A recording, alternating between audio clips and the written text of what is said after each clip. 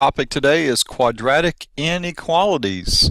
We've been spending quite a bit of time on solving quadratic equations, graphing quadratic equations, and some of that's going to be useful in today's lesson, but the focus now is on inequalities, as you can see. So my two big takeaways from this lesson: I want you to be able to graph quadratic inequalities in two variables, and then we're going to go from there and solve quadratic inequalities in one variable.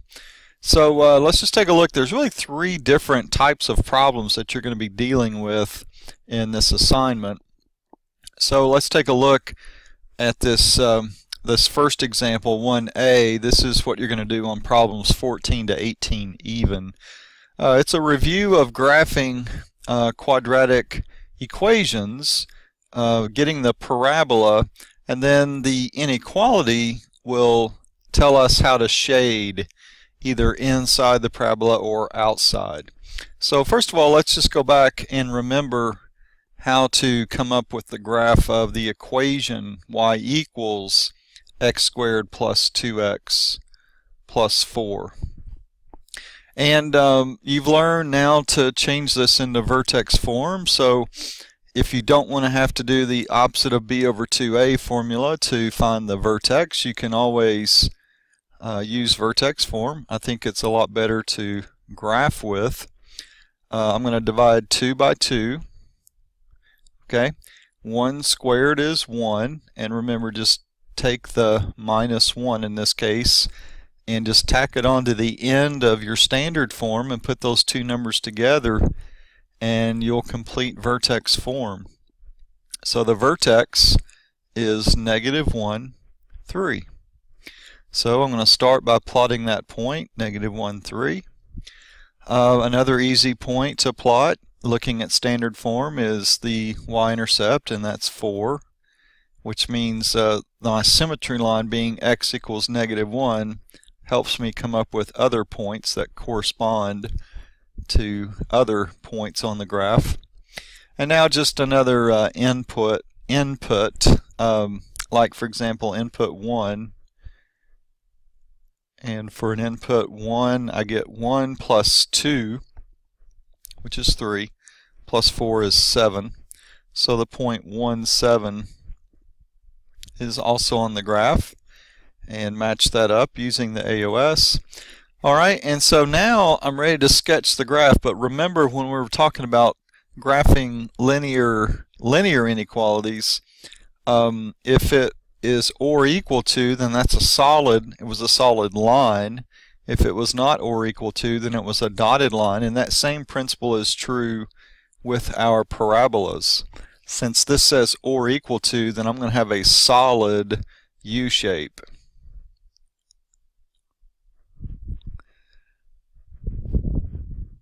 And we'll look at an example in just a moment where it's going to be dotted. Okay, now remember the shading principles that we talked about when we did absolute value V shapes. And we said less than was below the line, in this case both lines, and greater than is above the line, which would be inside. And you can think that same way when you're shading the parabolas. Less than indicates below or outside of the parabola that opens up. So we're going to be shading everything outside of this parabola that opens up forever. And some people suggest, and I think it's a good idea, you can always make sure that you shaded correctly just by picking a point. Just pick any point in your shading and see if it makes this blue inequality a true statement. And a pretty easy point to use as a test is the origin, because x is 0 and y is 0. So let's go up to this blue inequality, and if we substitute 0 in for y and 0 in for x, do we get a true statement? Is 0 less than or equal to 4? Well, obviously it is, and so now we have some assurance that if 0, 0 is in the shading, then, and it's true, then all of the other points in the shading will also be true when they are substituted in for x and y. Alright, so that is your answer for example 1a. Let's try another one of these. Here's another inequality. I like to personally turn these around so that y is first, not necessarily that you have to do that, but just be careful, since I'm pointing at the quadratic. When I turn it around, I should still be pointing at the quadratic with this inequality symbol. Alright, so I just turned it around, and so let's just go about the routine of graphing as though we were doing the equation y equals x squared plus 6x minus 2. And once again, I'm going to use vertex form. X plus 3, 6 divided by 2. 3 squared is 9. And I just brought 9 up here and subtracted, and you put those together and you get negative 11. So my vertex is negative 3, negative 11. 2, 4, 6, 8, 10, and 11, if I counted right. 2, 4, 6, 8. Yep. Alright, and let's just go ahead and grab the y-intercept is negative 2. Okay, I have symmetry here at negative 3. X is negative 3, so I can match that up. Just another input. Let's just input negative 2. And you can put that into either vertex form or standard form. I think vertex form is a little bit easier because you only input once instead of twice. So let's let x be negative 2. Negative 2 plus 3 is 1. 1 squared is 1. And 1 minus 11 is negative 10. So negative 2, negative 10. And because of symmetry, I can match it up. Now this time, because it doesn't say or equal to, I'm going to be sketching a dotted parabola.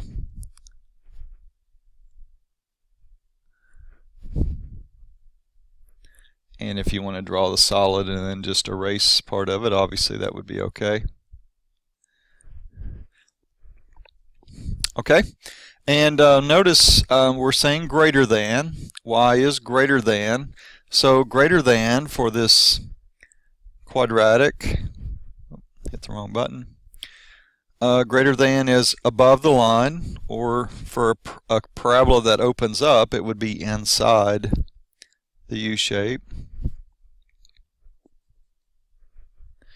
And once again, if you want some assurance, you can pick an ordered pair that's in your shading and see if it works. And if that point works, then the other points in the shading should also be true. Now remember, in this case, we cannot choose ordered pairs actually on the parabola because it has to be just greater than, not or equal to. So once again, looks like the origin falls in the shading. So if we test the origin, does it make a true statement? Let's see, 0 is greater than 0 plus 0 minus 2. Is 0 greater than negative 2? Certainly is. And so therefore, since my origin, which is in the shading, works, then the other points that fall in the shading should also work. Alright, let's try this one. One more example, and then we'll move on to a different type of problem. So think about the equation y equals negative x squared minus 7x plus 8. I wanted to show you this one because we haven't talked yet about changing to vertex form when this number in front of x squared is something besides 1. Like in this case, it's negative 1. Or what do we do when it's something bigger than 1? We're going to talk about that later, but I thought I'd just go ahead and show you it's not too bad when the coefficient of x squared is negative 1.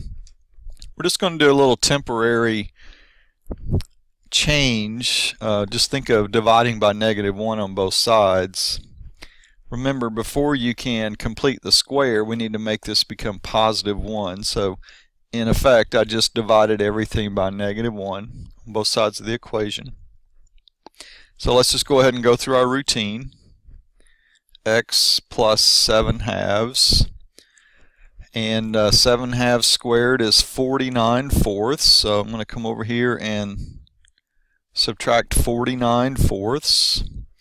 And remember, 8 is another way of saying, if we're talking about fourths, that's 32/4. So we're basically going to be subtracting, it's negative 32/4 minus 49/4, and that's negative 81/4. Okay, well, your final vertex form should be solved for positive y. So let's just put it back, multiplying by -1. And that's going to make this number in front of the parentheses, which we call a, just like up here in standard form we call that number a in front of x squared. It's going to make a negative. Nothing changes in the parentheses. But this number out here that we call c in vertex form, it will also change. It will become positive.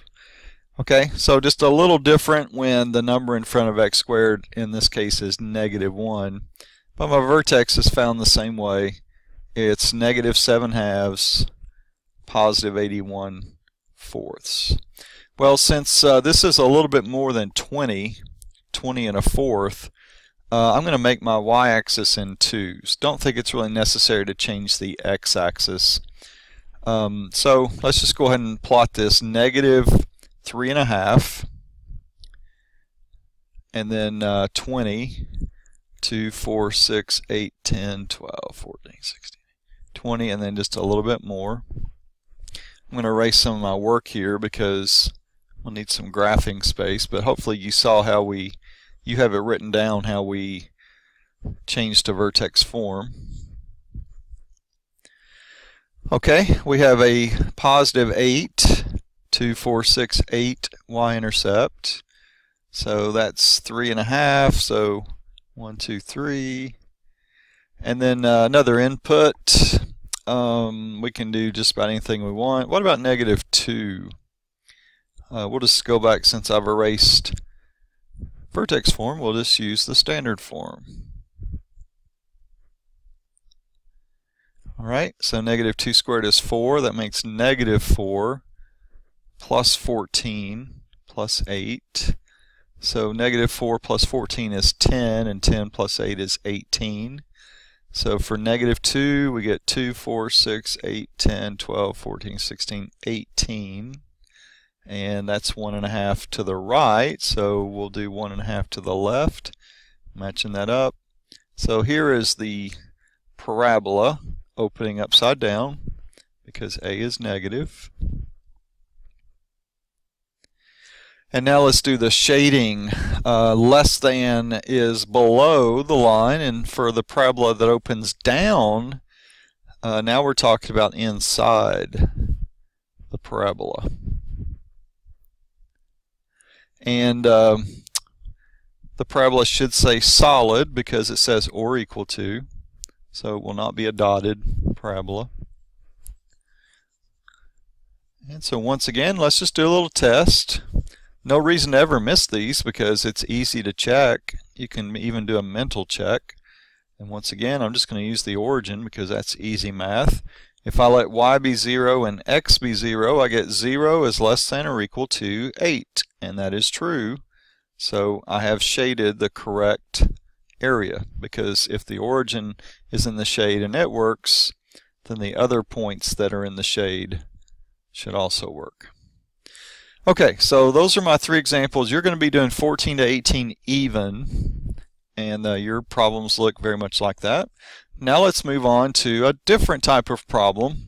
You'll notice that this doesn't say y is greater than anymore, it's 0 greater than.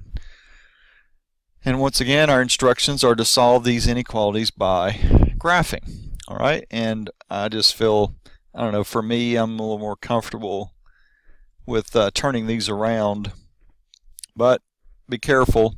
Look, I'm pointing at the quadratic, so I still should be pointing at the quadratic when I turn this around. When you solve these inequalities, now remember we're in one variable now, what this means is we're looking for the solutions for x that would fall, the solutions for the parabola that would fall below the x-axis in this case. Okay, that's what this is referring to when it says less than 0. We're going to draw the parabola and see if we can tell the x-coordinates of the parabola that would fall below the x-axis, if there are any. Well, first of all, we need to find out where this parabola, if it does cross the x-axis, where does it cross? So this is a review of a few sections ago when we solved quadratic equations. And remember, when we solved by graphing, the solution to a quadratic equation was where the graph crossed the x-axis. So let's see if we can find out where these x-intercepts are going to be. Well, this factors, so that's nice. There are factors of -6 that add up to 5, +6 and -1. So we've come up with our x-intercepts of -6 and +1. Okay, there's -6, there's +1. Let's just come up with the vertex, and here's an option for you. I mean, you could change this into vertex form, you could use the opposite of b over 2a, but what do we know about the AOS? The AOS should come right down the middle of our parabola, and that means it should split. It should be right in between these two x-intercepts, which are 7 units apart. So another way of coming up with the AOS, if you know the x-intercepts, is just to find out how far they are apart and basically divide that by 2. Well, these are 7 units apart, 1, 2, 3, 4, 5, 6, 7. And if we divide 7 by 2, we get 3.5. 1, 2, 3.5 is the halfway point, and that should be our AOS. Well, if the AOS is the line x equals -3.5, that means we know what the x-coordinate of the vertex is. It's got to be -3.5 and then some y. And the way we can find the y is just plug -3.5 in for x. Okay, so let's just do this, and you might want your calculator for this. -3.5 squared plus 5 times -3.5 minus 6. And I believe, I'm going to pause this so I can pull up my calculator, but you can go ahead and be working on this. I think it's -11 1/4. Yes, I'm changed my screen a little bit so I could see my calculator, but I went ahead and hopefully you've done the same thing. When we input -3.5 for x, we get -11 1/4 for y. So that is our vertex. So let's see, 2, 4, 6, 8, 10, 11, and then just a little bit more. And I'm going to say for these solving by graphing, we're going to say this is going to be sufficient. We'll go ahead and use -6 because that's easy, but I'm not going to make you do another input. Let's see, so that's 2.5, so 2.5. And so I'm going to go ahead and draw the parabola.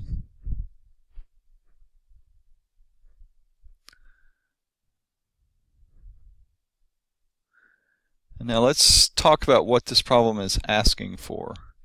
What this says is we want the solutions for x that show basically where the parabola falls below the x-axis. The x-coordinates on this parabola that would be part of the parabola where it falls below the x-axis.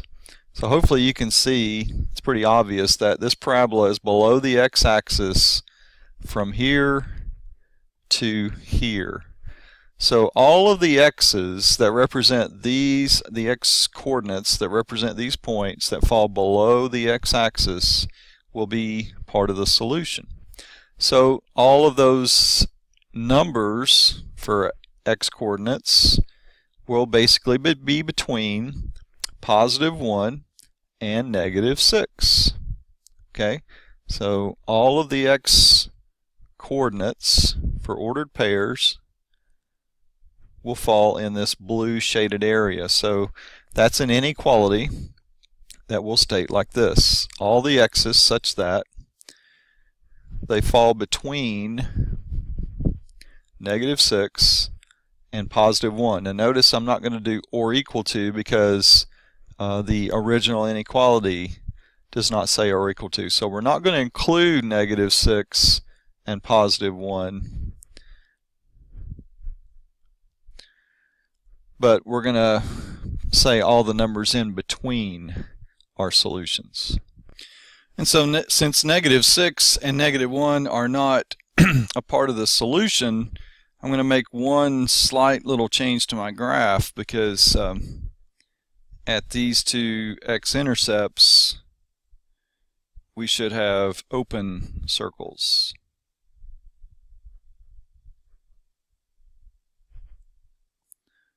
Alright, and now we're finished with the graph and then the solution to the graph. Let me show you another way. We'll be talking about this more. This is called interval notation. I just want to introduce it to you. This would be using an inequality to express the solution for x. But this is another way using what is known as interval notation. Looks kind of like an ordered pair, but the solution is between negative 6 and positive 1. And the parentheses mean that basically we have open circles. Negative 6 and 1 are not included.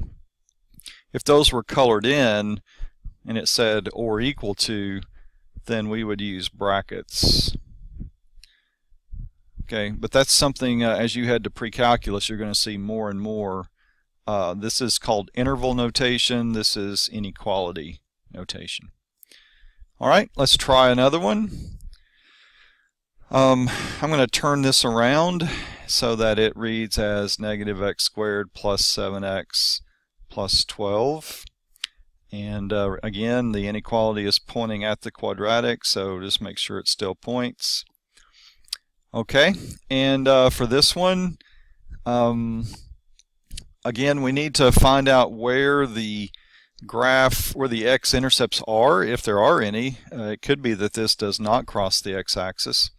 But let's see, if you want to use factoring, you'll need to change the signs because we need to make the quadratic term, quadratic coefficient, positive.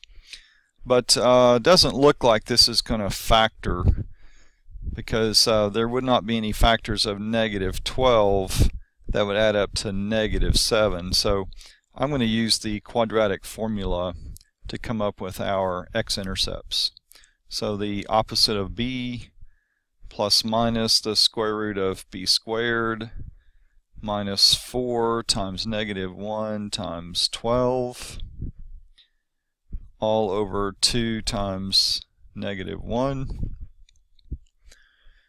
Negative 7 plus minus, so this is going to be 49 minus negative 48.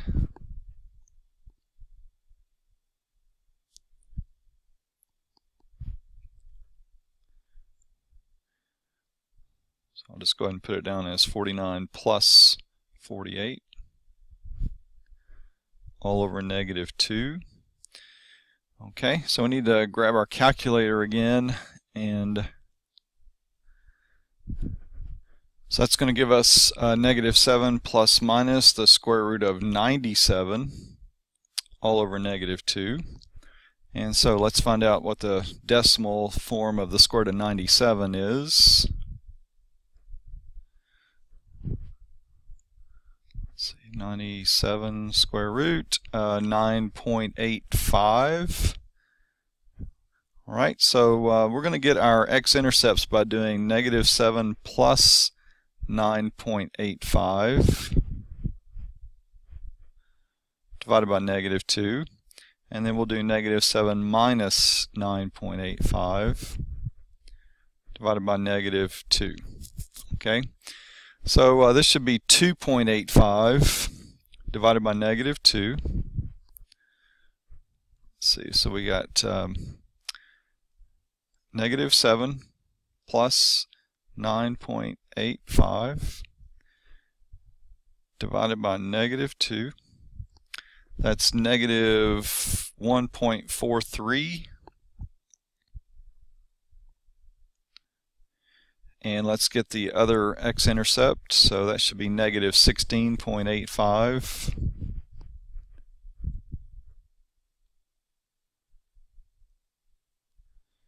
Divided by negative 2. 8.43. Alright, so let's guesstimate where we think that is. 8.43, 2, 4, 6, 8. Just about halfway. And negative 1 and just about halfway. Alright. And let's go ahead and find out where our vertex is. Now that you have all this written down, I'm going to erase my work. We know where the x-intercepts are. I'll keep those written down there.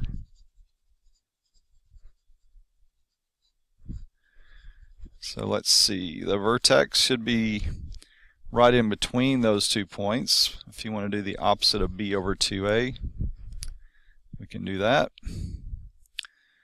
The opposite of b, which is 7, over 2 times negative 1. So that's the opposite of negative 3.5, which is positive 3.5. 3.5. That's our halfway point.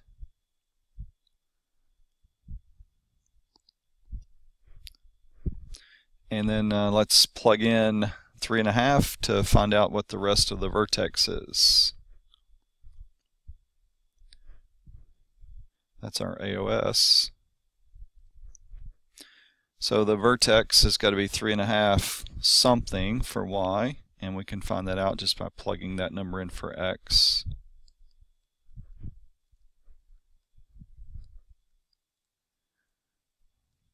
And let's go back to our calculator. And I just went ahead and pulled up my calculator, and looks like we get 24.25 for the y coordinate of the vertex. And I know that's way up there. We can just make our y-axis only in 2's.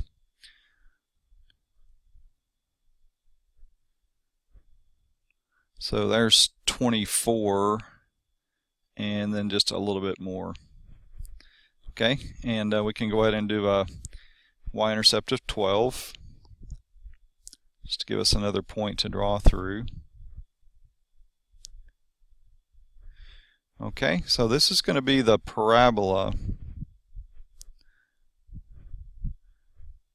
And now let's come up with the solution. So what this wants to know is, where are those x-coordinates that represent where this parabola is below the x-axis? Notice it says less than.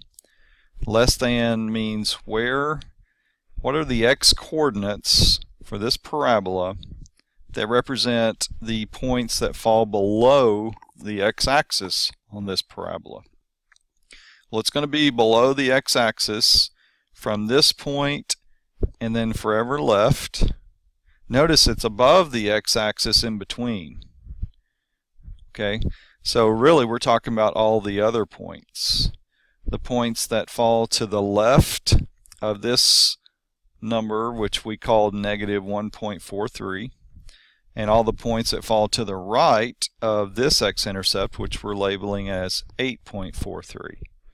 Okay, so since it says less than, that means where is this parabola below the x-axis? What x-coordinates would represent where the parabola is below? And so we're going to show this in 2 different inequalities. All x such that x is less than negative 1.43 and greater than 8.43. And then one more thing, just to make sure I get my graph right, these x-intercepts, since it says just less than and not or equal to, they should be open circles.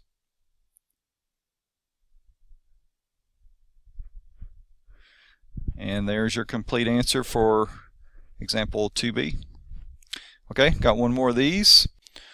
So once again, let's treat this as an equation temporarily so that we can solve it and see if this parabola does cross the x-axis. We need to know where.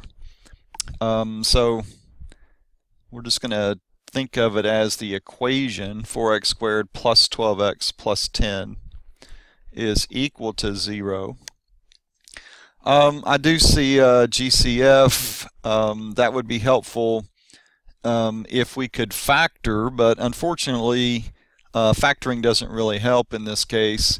Now if you wanted to factor out the GCF in order to make the numbers that plug into the quadratic formula a little smaller, maybe a little more manageable, that would certainly be okay. There is a GCF. 2 goes into all of these terms. That would give us 2x squared plus 6x plus 5. So I'm worried about, or I'm focused on factoring this quadratic trinomial. Unfortunately, there are no factors of 10x squared that add up to 6x. So I'm left with trying to find the x-intercepts, if they exist, by using the quadratic formula. Remember, the solutions to a quadratic equation are the x-intercepts. So let's see what we get when we dive into the quadratic formula. We get the opposite of b plus minus the square root of b squared minus 4 times 2 times 5, 8 times 5, which is 40, all over 2 times 2, which is 4. Well, I don't really need to go any further because remember the discriminant that we talked about in the last lesson. In this case, the discriminant is going to be a negative number. It's actually negative 4, which means that when I simplify this, I'm going to come up with 2 complex number solutions. And what does that mean for us as far as the graph is concerned? Well, that means that if I get 2 complex number solutions, or in other words, the discriminant's negative, then I'm going to have a parabola that never crosses the x-axis. So there's really no need to go any further than this, because I know that, first of all, I've got a parabola that opens up, and not only that, it's never going to cross the x-axis. So there are no x-intercepts. And so with that being said, we still need to go ahead and sketch the graph. So let's go ahead and find the AOS. Okay, using our normal procedure, opposite of b over 2a.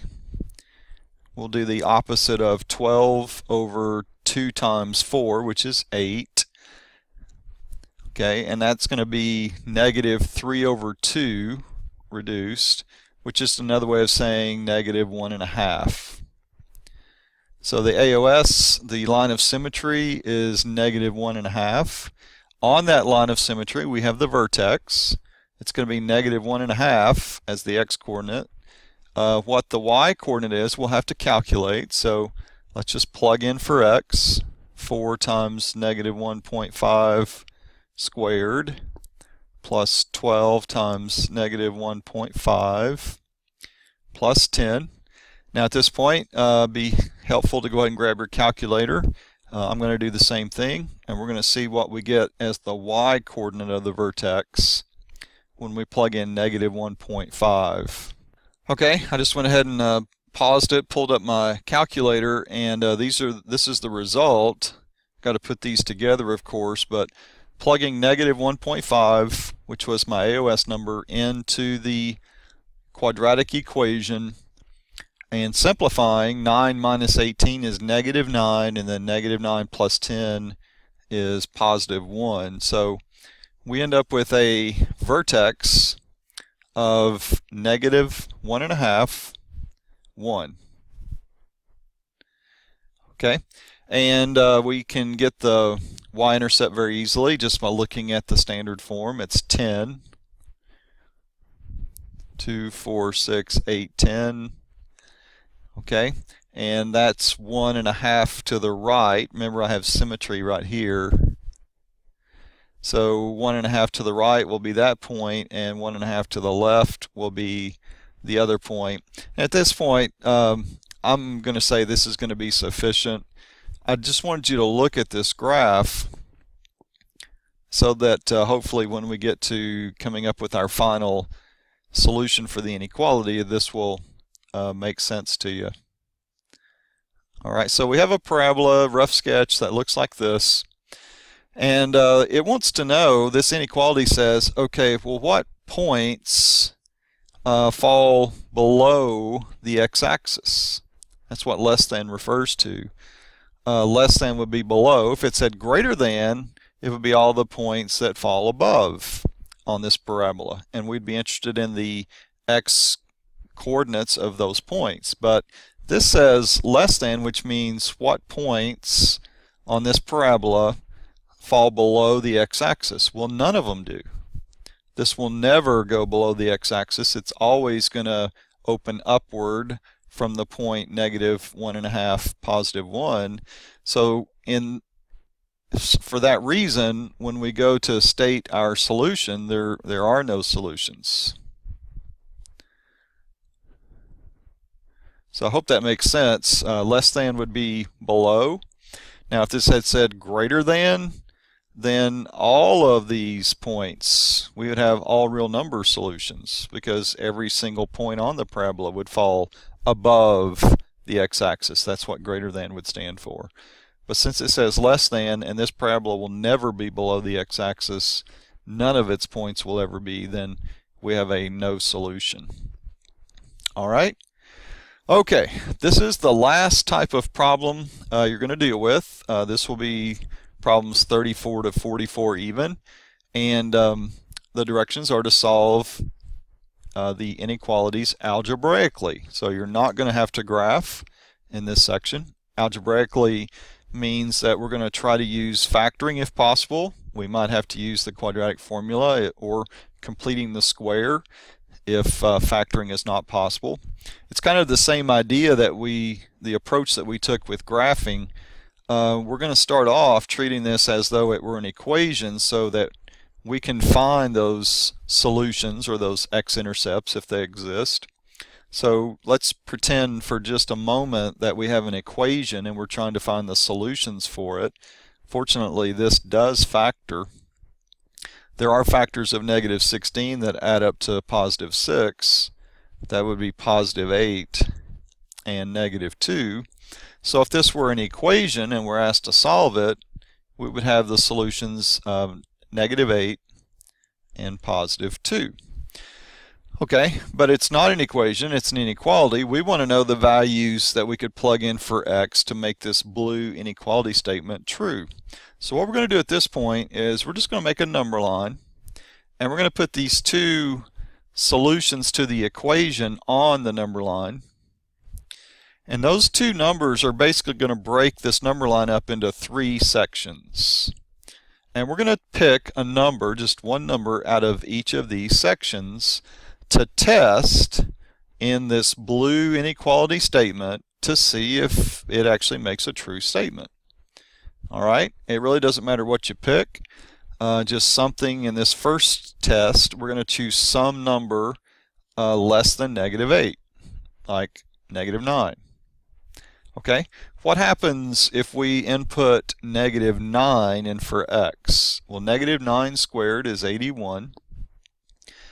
And then we would have plus -54. 6 times -9 is -54. I'm just going to say minus 54 minus 16. Okay, and we want to know, does that make this inequality true? Well, 81 minus 54 is 27, and 27 minus 16 is 11. 11 is not less than 0, obviously, so what I've discovered is that the numbers less than -8 do not work. I'm just going to put an X to represent these numbers going to the left of -8 will not make this true. Okay, well, let's keep doing our test, and now we're going to choose a number in between -8 and +2. to me, the easiest choice when it's in this case would be 0. 0 plus 0 minus 16, is that less than 0? Well, negative 16 is less than 0. So what we've proven is the numbers in between negative 8 and 2, since 0 worked and it's one of those numbers, then all of the numbers in between negative 8 and 2 will also work. So in this interval, we know that these numbers do make this inequality a true statement. All right, so let's choose a number out of the other section, like 3. 3 squared is 9, plus 6 times 3, which is 18, minus 16. 27 minus 16 is 11. We're back to this same situation that we had earlier. 11 is not less than 0, so these numbers in this section do not work. So what we've come up with is a range of numbers. Our solution will be all of the numbers such that, the numbers for x, such that x is between negative 8 and positive 2. And since it does not say or equal to, we're not going to include negative 8 and 2 in our solution. All right, so that represents the answer for example 3a. Okay, another example, here's 3b. Let's see if we can solve this one algebraically. I'm going to turn it around just because I prefer that. X squared plus 11x.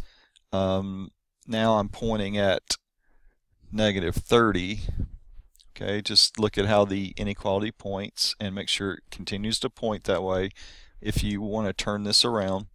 And we need to set this inequality so that 0 is over here. When we write the equation, it needs to be equal to 0.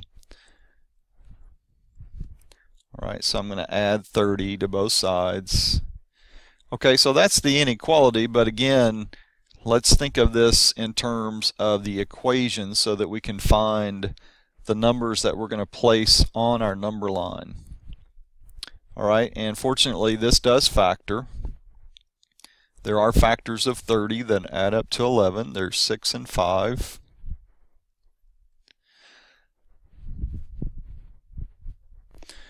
So the solutions to this equation form of this would be negative 6 and negative 5.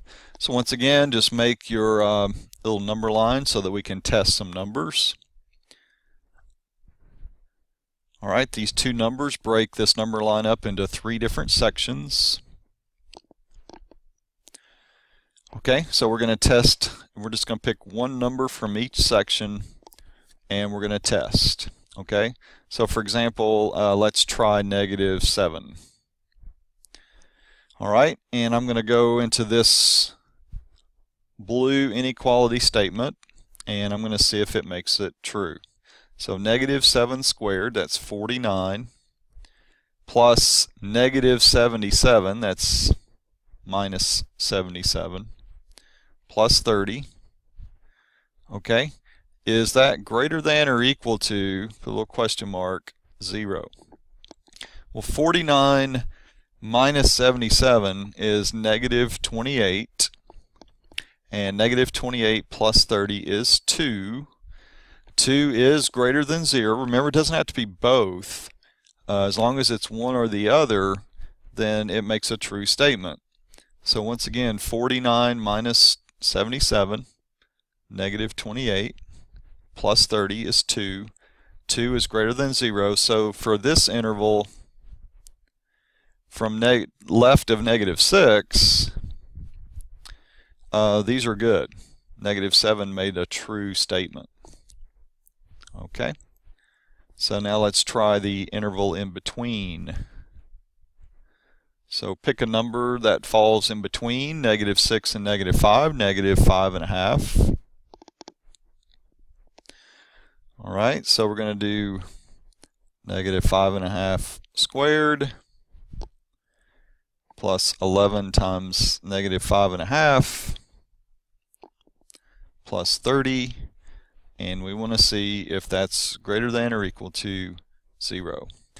Okay, so I just went and pulled up my calculator, and just so you can see, if you do negative 5.5 squared, 30.25, and you multiply negative 5.5 times 11, that should be negative 60.5 plus 30. And when you add those together, or combine those, you get negative 0.25, which obviously is not greater than or equal to 0. So in between negative 6 and negative 5, these numbers do not work. Our solution is not found in between negative 6 and negative 5. So now we're going to test numbers greater than negative 5 in this section, and the obvious choice there, the easy choice, is going to be 0. So let me just erase some of our work from that previous example.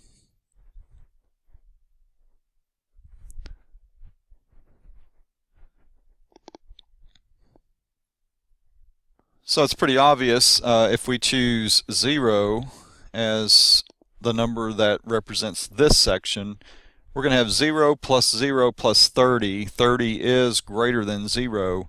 So the numbers greater than negative 5, since 0 works, then all of the numbers greater than negative 5 are also going to work.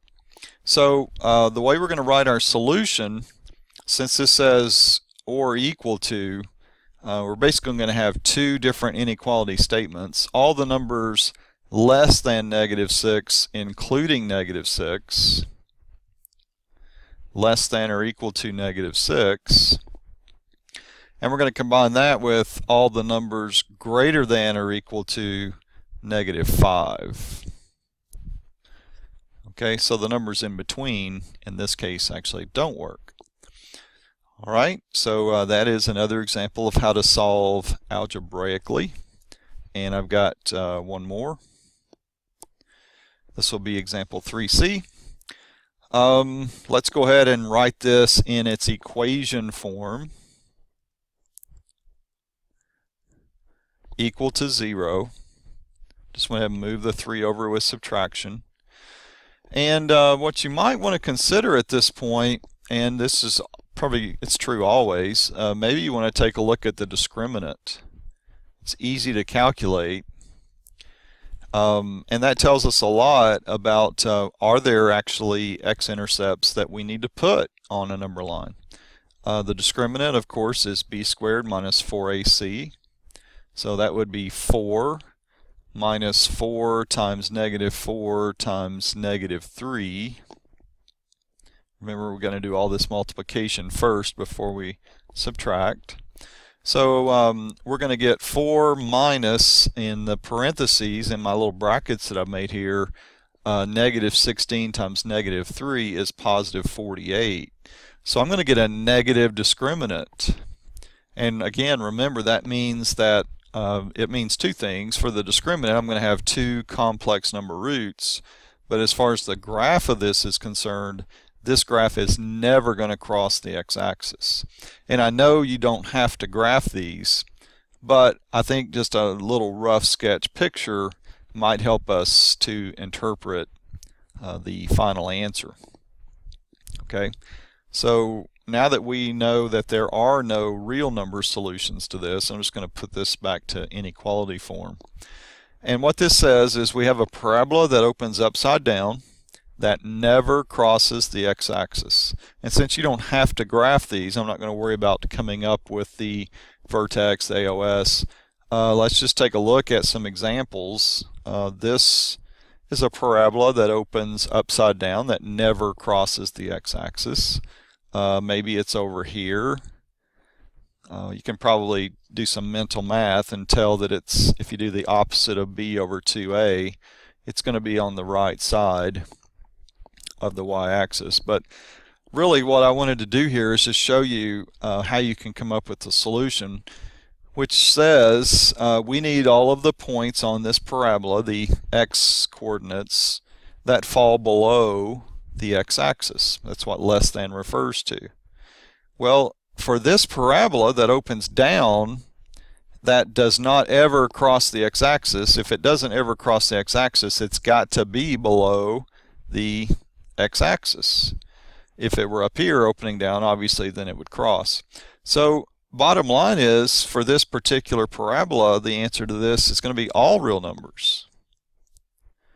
Every single point on the parabola falls below the x-axis. If this had said greater than for this particular parabola, we'd have no solution because none of these points fall above the x-axis, and that's what greater than would indicate. So here's an example of we can't factor.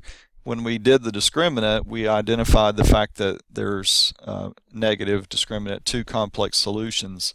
And so at that point, just look at how the parabola opens and see if your parabola, it's basically going to be all real numbers or it's going to be no solution. And you just need to pay attention to how the inequality points, and that will help you come up with your final answer. So I hope this lesson helps for you being able to do the homework problems, work hard on them, and I will see you next time.